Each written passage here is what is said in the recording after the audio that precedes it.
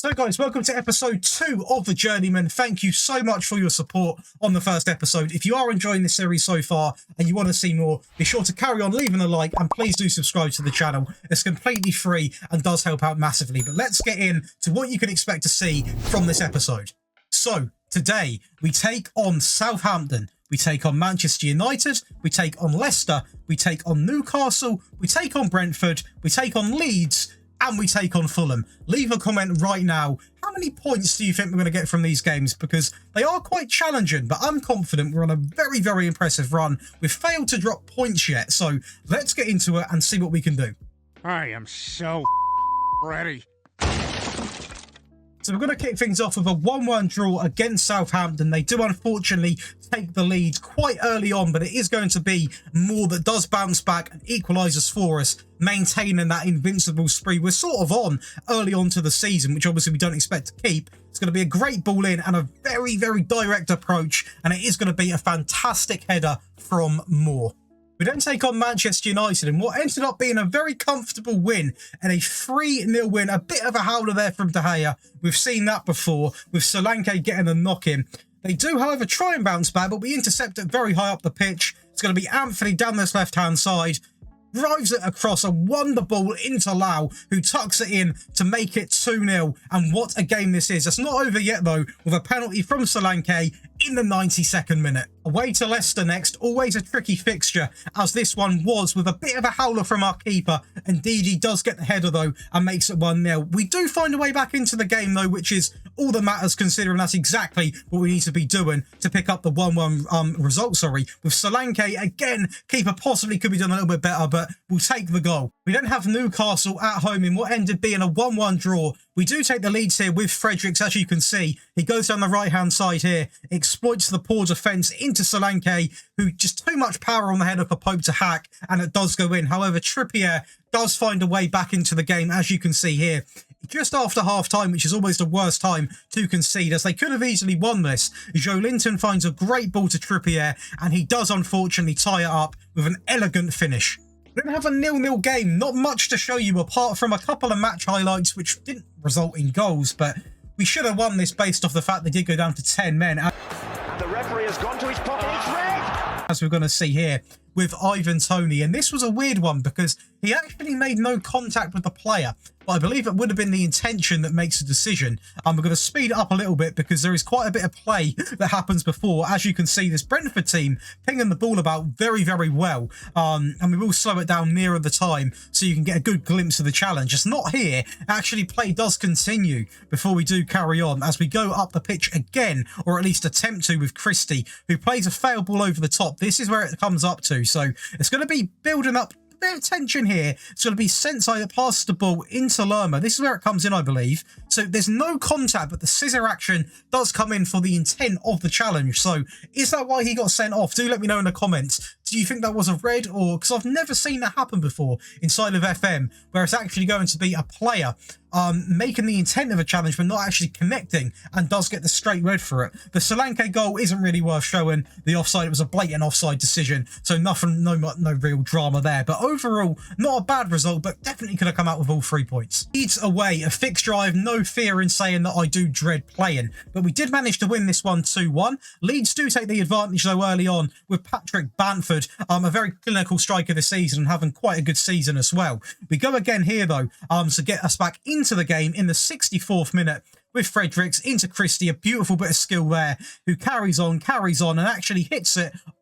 That's off Moody, a little bit of a lucky goal for Solanke, but we'll take the rebound. Striker's instinct to be there, and that is the equaliser. We do, however, finish it off with a Solanke pen in the 88th minute in what was a 2-1 victory. At home to Fulham now, a game which I do think we should be winning, and it was looking quite ropey to start with as they do take the lead from quite a beautiful set piece, to be honest with you. We do find a way back into the game, though, in the 75th minute, but a draw really wouldn't have been enough, but luckily we are able to finish it off 2-1. But this is going to be the equaliser. It's going to be Lau down the right-hand side, a driven ball across into no other person than Solanke. He's doing it all after, especially after the 5-day injury. No real phase in him there at all. Another set piece comes in into Lau, and we actually win it in the 80th minute. So Fulham collapsed massively. As you can see, they obviously were 1-0 up in the 21st minute. They held on for so long, but then conceded in the 76th minute and the 81st, gifting us a well-deserved win, to be fair, if you base it off the stats.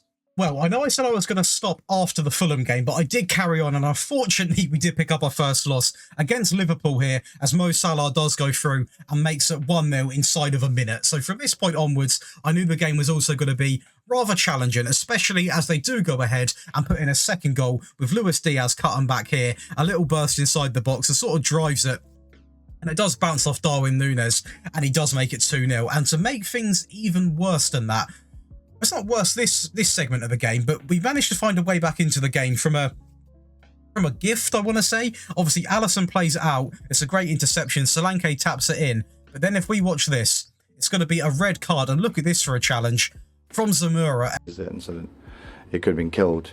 I think the FA has got to look into it. A clear red, a blatant red. And when that happens, you just know you're not getting a result here.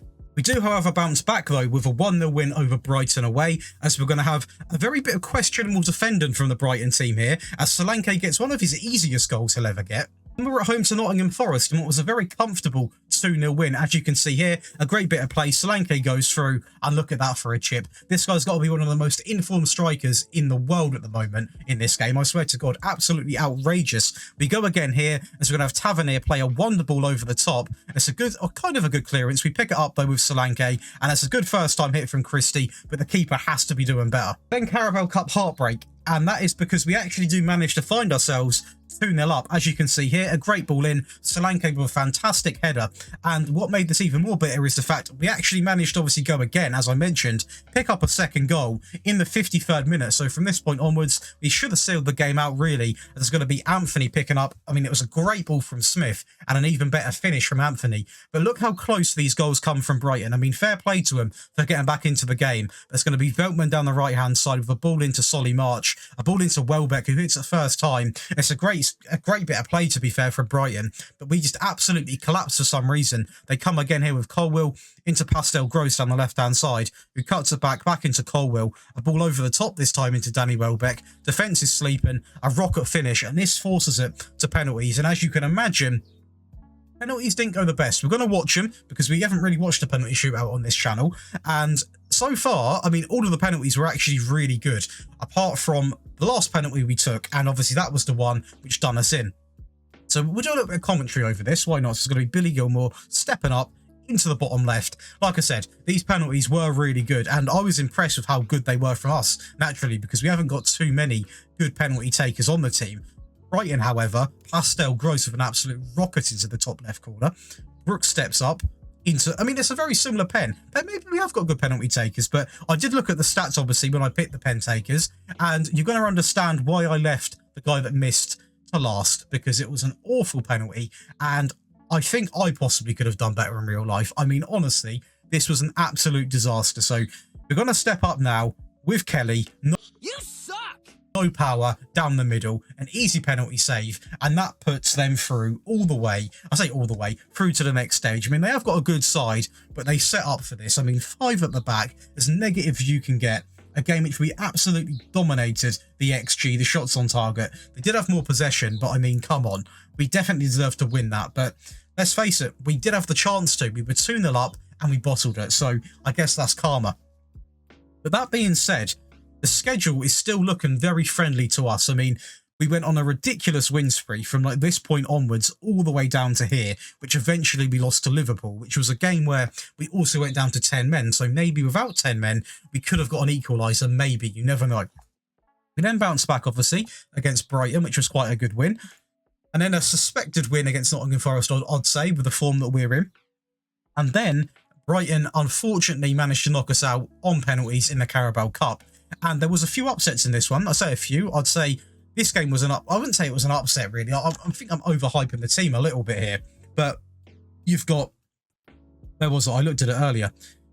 You've got, obviously, Man City beating Nottingham Forest. You have got Tottenham going through on penalties against Accrington. So Accrington Stanley actually challenged Tottenham all the way to pens. You have got Millwall knocking out Brentford on pens. You have got Leeds beating Cardiff. I thought there was another upset in here. That's the one. Burnley eliminating Liverpool in what must have been a bit of a grueling tie. I'm actually quite interested to see what the scoreline was, because it wasn't on pens. It was a 1-0 game with Darko Chanilov in the 25th minute. And they were playing a decent side, to be fair. Obviously not full strength, but overall, we are still having a fantastic season. We've got Dominic Solanke already picking up 20 goals inside of 15 matches. His value is skyrocketing now. I'm probably going to have to, I'm going to make sure I'm going to offer him a contract because this guy is firing on all cylinders. He is really good. And obviously he's only 25 years of age as well. So we've got him for several seasons if we want him. But that is going to be the end of this episode, guys. If you have enjoyed it, be sure to leave a like on it. Let's try and hit 40 likes. If we do, then the third episode will be coming out next week. If you are also enjoying the weekly upload schedule, then do be sure to show some support on the videos. I am noticing the videos aren't performing as well because obviously there are more being released and you guys are sort of having to catch up to watching them. So going forwards after this week, obviously this was just a little bit of a celebration week. We are going to be doing sort of the usual 4, possibly 5 uploads a week.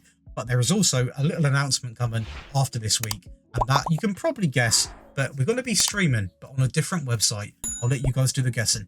I'll see you in the next one.